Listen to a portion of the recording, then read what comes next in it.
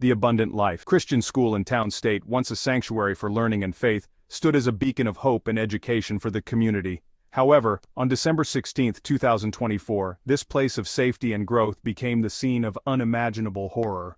What began as a seemingly ordinary school day was abruptly shattered by the sound of gunfire, leaving a community reeling in shock and a nation once again confronting the specter of school shootings. The echoes of gunshots soon gave way to the piercing wails of sirens as first responders raced to the scene, their hearts heavy with the knowledge of what they might find. Upon arrival, they were met with a scene of chaos and carnage, a stark contrast to the usual tranquility of the school grounds. The shooter, later identified as 15-year-old student Natalie Rupnow, had taken her own life after claiming the lives of others, leaving behind a trail of grief and unanswered questions. The small Christian school, with a student body of around 400, became a tragic symbol of the epidemic of gun violence plaguing the United States, a stark reminder of the vulnerability of even the most sacred spaces. The victims, a beloved teacher and a fellow student, were mourned deeply by their families, friends, and a nation struggling to comprehend the senseless loss. Their lives, full of promise and potential, were cut tragically short. As details of the shooting emerged, the nation grappled with the unsettling reality of yet another act of violence within the supposed safe haven of a school. The community, united in grief, sought solace in each other, determined to honor the memories of those lost and to find a way forward amidst the heartbreak. Natalie Rupnow, the young girl who would forever be linked to this tragedy, was a student at Abundant Life Christian School. She was known to her peers and teachers, but not well understood. Her presence was often felt but rarely acknowledged, a quiet figure in the bustling school environment. Described by some as quiet and withdrawn, she remained an enigma to many. Her interactions were minimal, and she often seemed lost in her own world, a stark contrast to the lively atmosphere around her. The portrait painted of her was one of a troubled teenager grappling with inner demons that ultimately led her down a dark and irreversible path. Her expressions often hinted at a deeper turmoil, a silent cry for help that went unnoticed. The investigation into her background, her social media presence, and her state of mind became paramount in understanding the motives behind her actions. Detectives meticulously combed through her online activities, seeking clues that might explain the inexplicable. A chilling document, purportedly written by Rupnow entitled "War Against Humanity," surfaced online, sending shockwaves through investigators and the public alike. This document was a window into her disturbed psyche, revealing thoughts that were both terrifying and tragic. The manifesto, if authenticated, provided a disturbing glimpse into the mind of a deeply troubled individual consumed by anger, resentment, and a nihilistic worldview. It was a stark reminder of the darkness that can fester unnoticed in the minds of those around us. The document detailed her acquisition of firearms, her deep-seated hatred for society, and her chilling justification for the violence she unleashed. It was a sobering account of a young life gone tragically astray, leaving a community to grapple with the aftermath and search for answers. War Against Humanity Manifesto, with its chilling title and disturbing content, became a focal point of the investigation.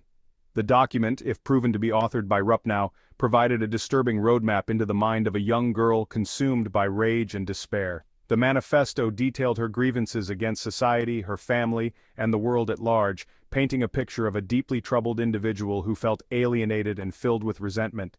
The manifesto's authenticity became crucial to understanding the motivations behind the shooting. Law enforcement agencies worked tirelessly to verify its origin, employing forensic analysis and digital tracing techniques to establish a definitive link to Rupnow. The document's potential to provide insights into her state of mind, her planning, and her justifications for the violence made it a critical piece of the investigative puzzle.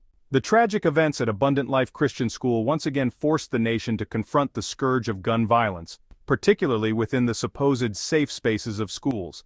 The sense of security that parents and students once felt was shattered, leaving a community in mourning and a country in shock. The shooting reignited the perennial debate over gun control, school safety, and the societal factors that contribute to such acts of violence. Conversations that had been simmering beneath the surface erupted into the public sphere, demanding attention and action. Politicians, pundits, and the public engaged in heated discussions about the Second Amendment, mental health resources, and the responsibility of society to protect its most vulnerable members. The complexity of the issue became evident as different perspectives clashed, each offering a piece of the puzzle but no complete solution. The shooting at Abundant Life was a stark reminder that the issue of gun violence transcended political affiliations, socioeconomic backgrounds, and geographic boundaries. It was a problem that affected everyone, regardless of where they lived or what they believed. It was a national crisis that demanded a comprehensive and multifaceted response, one that addressed the root causes of violence, provided adequate mental health support, and ensured the safety and well-being of children in educational settings. Schools needed to be places of learning and growth, not fear and tragedy. The debate raged on, with no easy answers or quick fixes in sight. As the nation grappled with these difficult questions, the hope remained that through collective effort and understanding, a path forward could be found. The community of Town State was left reeling in the wake of the shooting, struggling to comprehend the magnitude of the loss and the senselessness of the act. Vigils were held, memories were shared, and tears were shed for the victims, their families, and a community forever scarred by the tragedy. The outpouring of grief and support highlighted the resilience of the human spirit in the face of unimaginable adversity. Political leaders, from local officials to the President of the United States, offered their condolences and pledged support to the community. However, the tragedy also reignited calls for action on gun control, school safety, and mental health resources. The debate over how to prevent future tragedies, a debate that seemed to follow every mass shooting, once again took center stage in the national conversation. In the aftermath of the shooting, law enforcement agencies launched a full-scale investigation into the events leading up to the tragedy. The investigation focused on understanding Natalie Rupnow's motives, her access to firearms, and any warning signs that may have been missed. Investigators meticulously pieced together her movements, her online activity, and her interactions with others in the days and weeks leading up to the shooting. The War Against Humanity manifesto, if authenticated, promised to be a crucial piece of the puzzle, offering potential insights into Rupnow's state of mind and her motivations.